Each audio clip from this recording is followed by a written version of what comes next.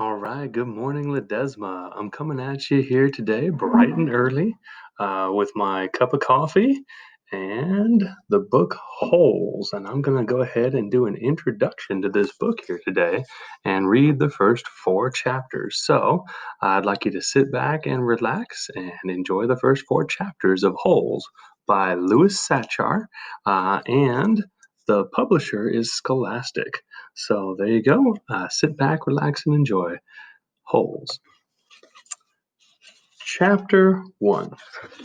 There is no lake at Camp Green Lake. There once was a very large lake here, the largest lake in Texas. That was over 100 years ago. Now it is just a dry, flat wasteland. There used to be a town of Green Lake as well.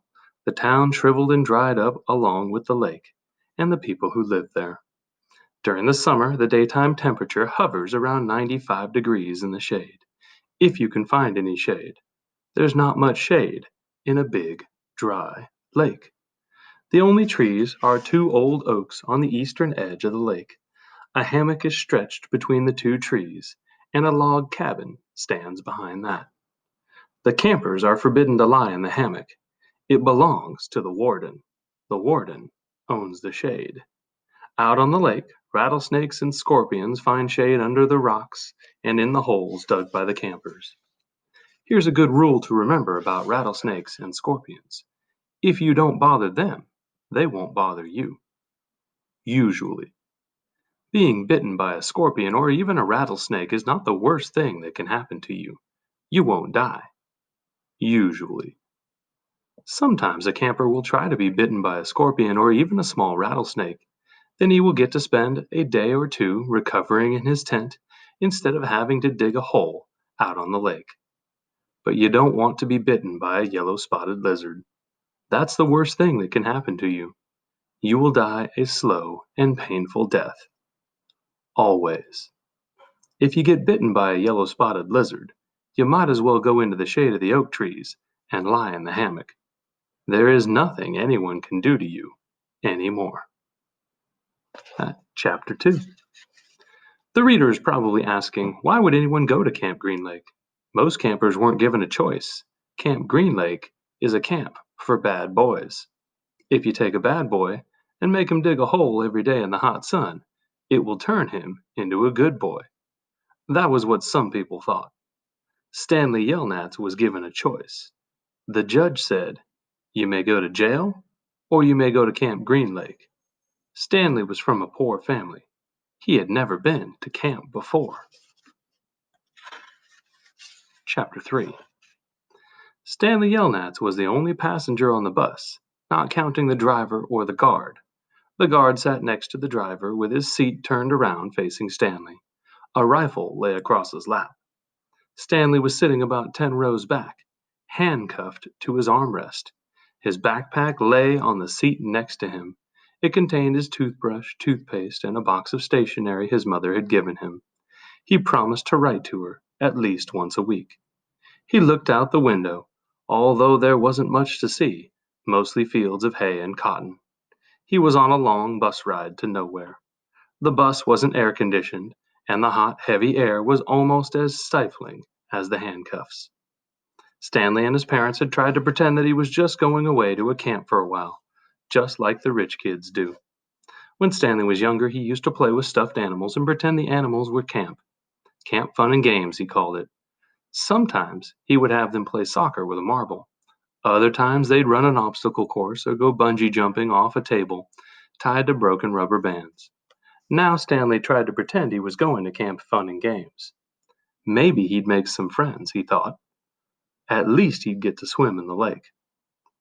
He didn't have any friends at home. He was overweight, and the kids in his middle school often teased him about his size. Even his teachers sometimes made cruel comments without realizing it.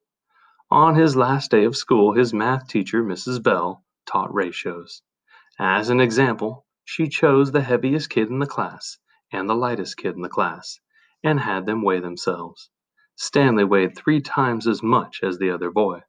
Mrs. Bell wrote the ratio on the board, 3 to 1, unaware of how much embarrassment she had caused both of them.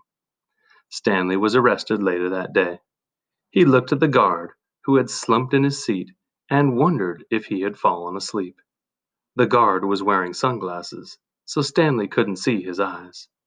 Stanley was not a bad kid. He was innocent of the crime for which he was convicted. He'd just been in the wrong place at the wrong time. It was all because of his no good, dirty, rotten, pig stealing great great grandfather. He smiled. It was a family joke. Whenever anything went wrong, they always blamed Stanley's no good, dirty, rotten, pig stealing great great grandfather. Supposedly, he had a great grandfather who had stolen a pig from a one legged gypsy, and she put a curse on him and all his descendants. Stanley and his parents didn't believe in curses, of course, but whenever anything went wrong, it felt good to be able to blame someone. Things went wrong a lot. They always seemed to be in the wrong place at the wrong time. He looked out the window at the vast emptiness. He watched the rise and fall of a telephone wire. In his mind, he could hear his father's gruff voice softly singing to him. If only the woodpecker sighs, the bark on the tree was just a little bit softer. While the wolf waits below, hungry and lonely, he cries to the moon, if only, if only. It was a song his father used to sing to him. The melody was sweet and sad, but Stanley's favorite part was when his father would howl the word moon. The bus hit a small bump, and the guard sat up, instantly alert. Stanley's father was an inventor. To be a successful inventor, you needed three things: intelligence, perseverance, and just a little bit of luck. Stanley's father was smart and had a lot of perseverance. Once he started a project, he would work on it for years, often going days without sleep. He just never had any luck. Every time an experiment failed, Stanley could hear him cursing his dirty, rotten, pig-stealing great-grandfather. Stanley's father was also named Stanley Yelnats. Stanley's father's full name was Stanley Yelnats III. Our Stanley is Stanley Yelnats IV. Everyone in his family had always liked the fact that Stanley Yelnats was spelled the same frontward and backward, so they kept naming their son Stanley. Stanley was the only child, as was every other Stanley Yelnats before him. All of them had something else in common. Despite their awful luck, they always remained hopeful. As Stanley's father liked to say, "I learned from failure." But perhaps that was part of the curse as well. If Stanley and his father weren't always hopeful, then it wouldn't hurt so much every time their hopes were crushed. "Not every Stanley Yelnats has been a failure," Stanley's mother often pointed out whenever Stanley or his father became so discouraged that they actually started to believe in the curse. The first Stanley Yelnats, Stanley's great-grandfather, had made a fortune in the stock market. He couldn't have been too unlucky. At such times she neglected to mention that the bad luck that befell the first Stanley Yelnats. He lost his entire fortune when he was moving from New York to California. His stagecoach was robbed by the outlaw, Kissin' Kate Barlow. If it weren't for that, Stanley's family would now be living in a mansion on a beach in California. Instead, they were crammed into a tiny apartment that smelled of burning rubber and foot odor. If only, if only.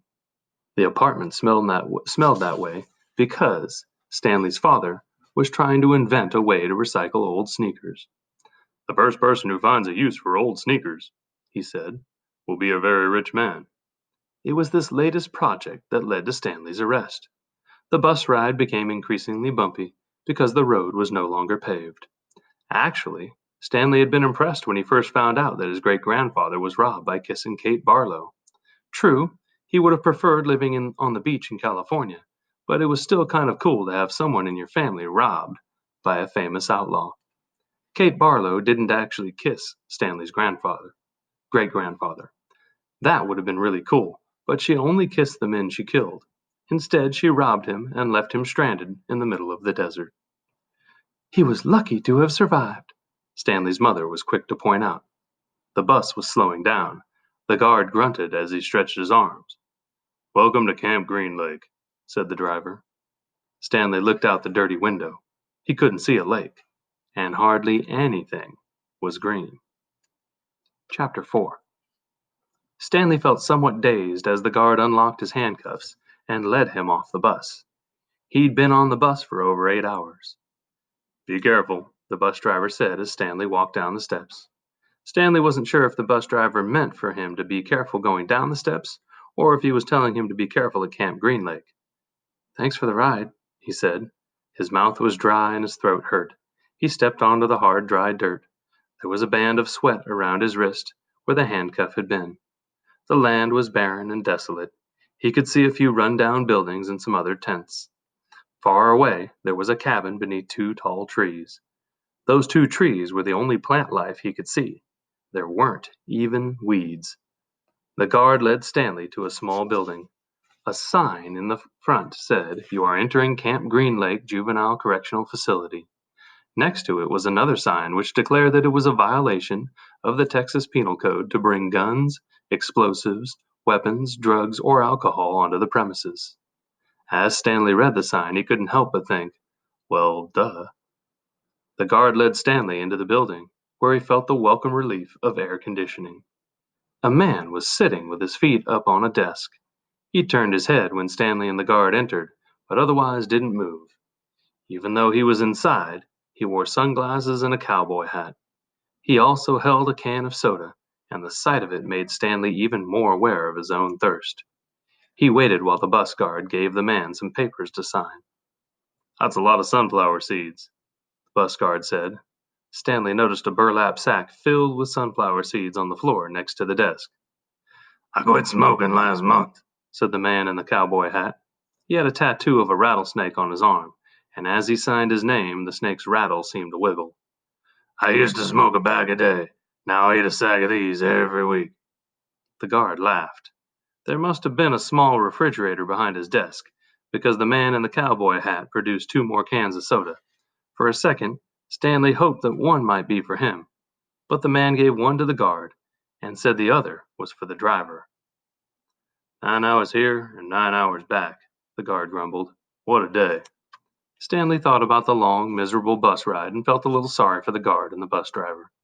The man in the cowboy hat spit sunflower seed shells into a wastepaper basket.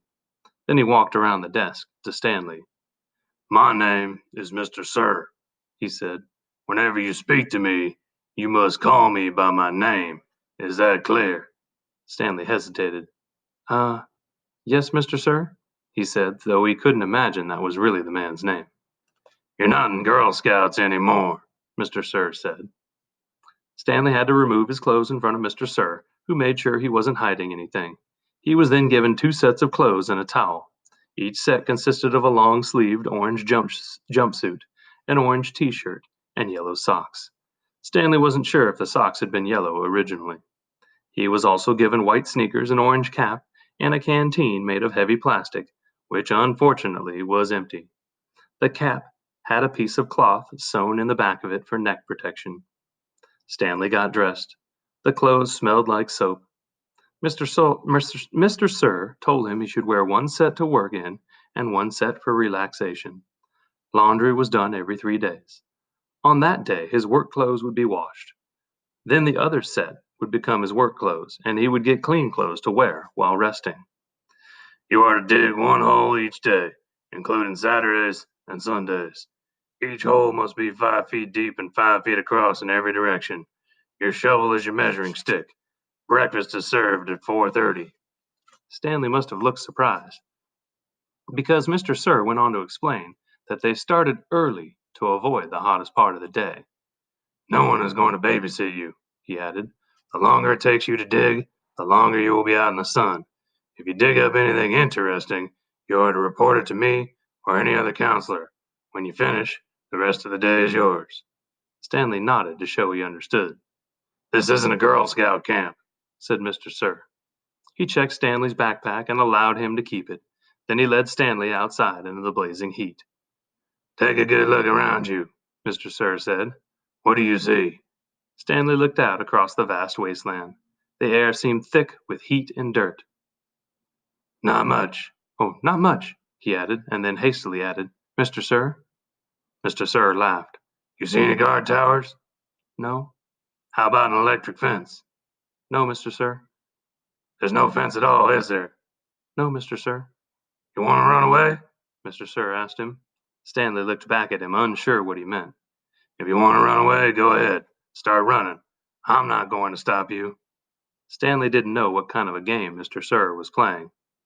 "If you're looking at my gun, don't worry. I'm not going to shoot you." He tapped his holster. "This is for yellow-spotted lizards. I wouldn't waste a bullet on you." "I'm not going to run away," Stanley said. "Good thinking," said Mr. Sir. "Nobody runs away from here. We don't need a fence. Know why? Because we've got the only water for 100 miles. You want to run away? You'll be buzzard food in 3 days." Stanley could see some kids dressed in orange and carrying shovels, dragging themselves toward the tents. "You thirsty?" asked Mr. Sir. "Yes, Mr. Sir," Stanley said gratefully.